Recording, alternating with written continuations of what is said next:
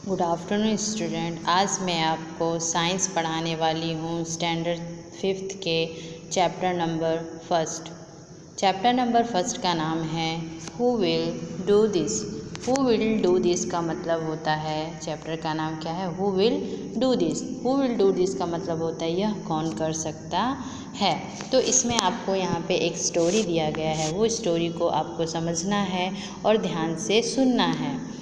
Meena and Chintu are brother sister. Meena और चिंटू क्या थे, भाई और बहन थे। ब्रदर और सिस्टर क्या थे, भाई और बहन। मीना और चिंटू क्या थे, भाई और बहन। दे स्टडी इन स्कूल, वो स्कूल में पढ़ते थे। Chintu does not like to go to school. Chintu जो था वो स्कूल को लाइक नहीं करता था, वो स्कूल जाना नहीं चाहता था। Meena goes to school regularly. Meena जो थी, उसकी जो बहन थी मीना, वो रेगुलरली स्कूल जाती थी, मतलब रोज़ स्कूल जाती थी। वाइल, जबकि चिंटू इज़ इरेगुलर, जबकि चिंटू जो था वो इरेगुलर मतलब रोज़ स्कूल नहीं जाता था।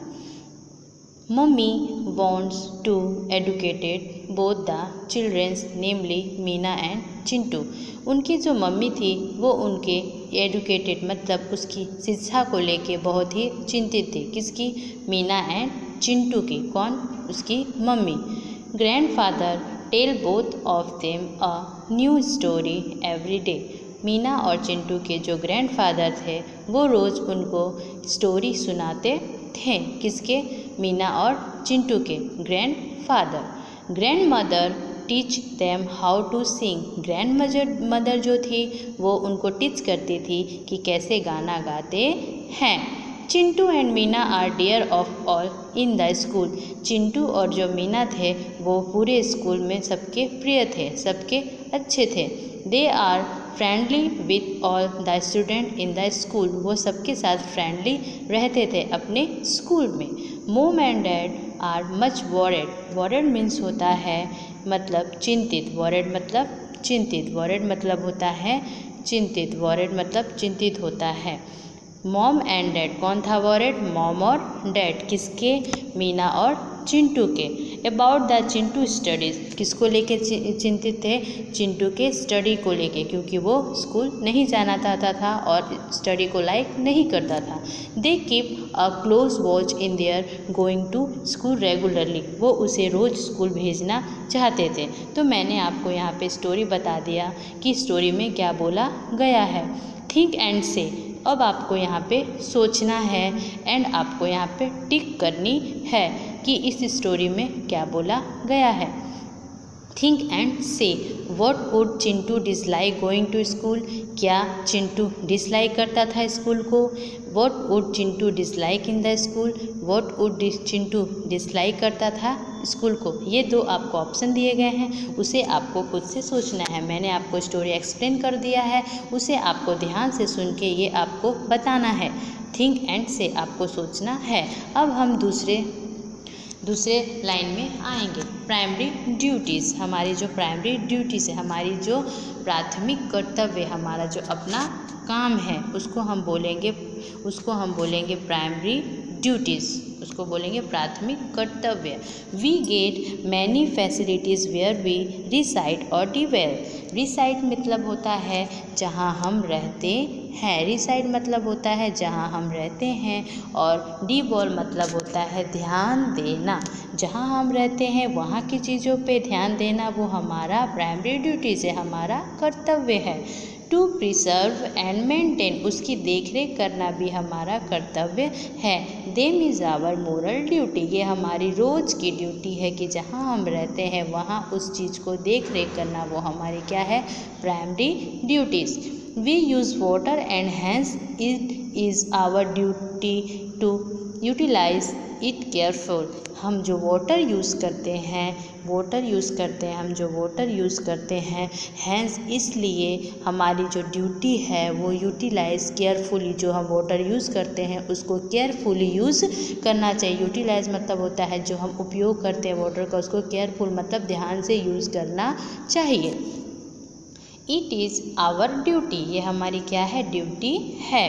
To maintain of the tree, हमारे ड्यूटी ये भी है कि हमको ट्री को मेंटेन रखना है। एंड स्ट्रीट को, and environment, our environment, environment मतलब होता है कि जहाँ हमारे आसपास के जो वातावरण है उस इन्वायरमेंट को हमको क्या करके रखना है, पॉल्यूट नहीं होने देना है और ज़्यादा से ज़्यादा ट्री लगानी है। ये हमारी क्या आती है, ये हमारी प्राइमरी ड्यूटीज़ में आती है। It is our prime duty to utilise और एमिनिटाइज बिजली rationally. It is our prime duty, हमारी प्राइम ड्यूटी क्या है कि यूटिलाइज, हम कोई भी चीज़ का जो यूटिलाइज कर रहे हैं, जो उपयोग कर रहे हैं, वो क्या होना चाहिए, एमिनिटाइज होनी चाहिए, आराम से यूज़ करना चाहिए, बिजली होना चाहिए, समझदारी से यूज़ करना चाहिए, एंड रेशनली होना चाहिए, तर्क से यूज़ करना चाहिए। कोई भी चीज़ को वेस्ट करना नहीं चाहिए।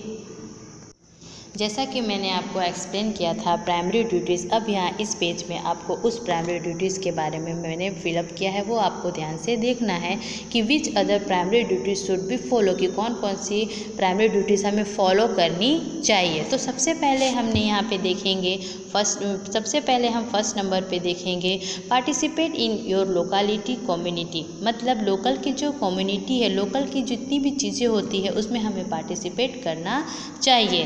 रिस्पेक्ट द राइट, हमें अपने जितने भी राइट्स मिले उसकी रिस्पेक्ट करना चाहिए, उनकी आदर करना चाहिए। उसके बाद यहाँ पे है we use our duties properly, हमारे ड्यूटीज़ को प्रॉपरली यूज़ करना चाहिए, उसका मिसयूज़ नहीं करना चाहिए। Our duties maintain the trees, हमारे ये भी कर्तव्य, हमारा ये भी फ़र्ज़ बनता है कि हम जहाँ पे रहते हैं वहाँ के ट्रीज़ को मेंटेन रखें। We clean our nearby society, हमें अपनी सोसाइटी को क्लीन रखना, साफ़ सुथरा रखना चाहिए। वी क्लीन स्ट्रीट, हमें अपने रास्ते को भी साफ़ करना चाहिए। More and more plant grow, हमें ज़्यादा से ज़्यादा ट्री लगानी चाहिए। Save water and use properly, save water करना चाहिए, वाटर को जितना हम सेव करेंगे हमारे फ्यूचर में उतना ही है यूज़ हम कर पाएंगे।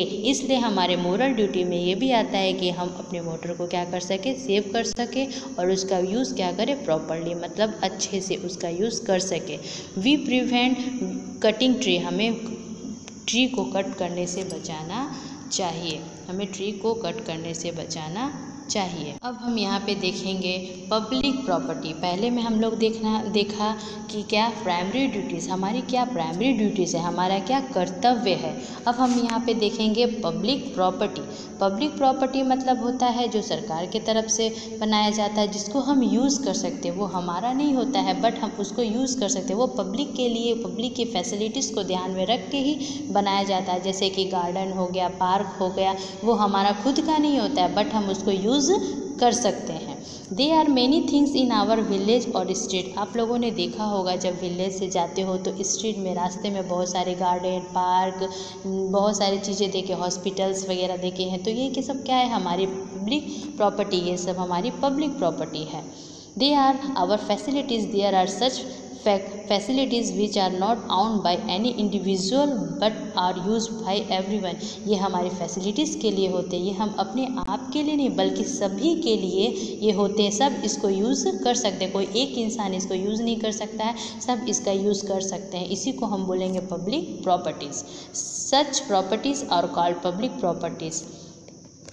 Given below are the picture of such public properties which are also we found in our village. यहाँ पे जो आपको पिक्चर दिया गया है वहाँ पे विलेज में आपको जितने भी पब्लिक प्रॉपर्टीज़ है वो बताया गया है कि आपके विलेज में क्या क्या पब्लिक प्रॉपर्टीज़ है। तो यहाँ पे ड्राइंग में आपने देखा है कि यहाँ पे बहुत सारे पब्लिक प्रॉपर्टीज़ है, जैसे कि हो गया टेम्पल, जैसे कि पार्क, उसके बाद यहाँ पे भी टेम्पल, यहाँ पे ग्राउंड, ये सब क्या है, पब्लिक प्रॉपर्टीज़ है, जिसको हम एक के लिए नहीं बल्कि ये सभी यूज़ इनको कर सकते हैं, तो इसको हम बोलेंगे पब्लिक प्रॉपर्टीज़।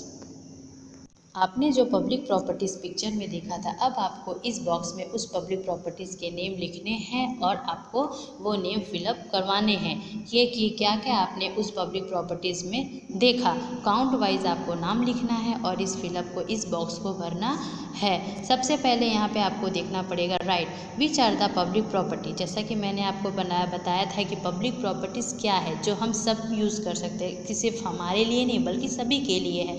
और दूसरे में आपको बताया बताया है पब्लिक प्रॉपर्टी इन सराउंडिंग, मतलब अपने आसपास आपने क्या क्या पब्लिक प्रॉपर्टी है, आप जहाँ पे रहते हो वहाँ पे ऐसी क्या क्या चीज़ पब्लिक प्रॉपर्टी है जो सभी के लिए यूज़ में आती है। तो ये बॉक्स दोनों आपको सबमिट करवा के फिलअप करा के हमें बताना है।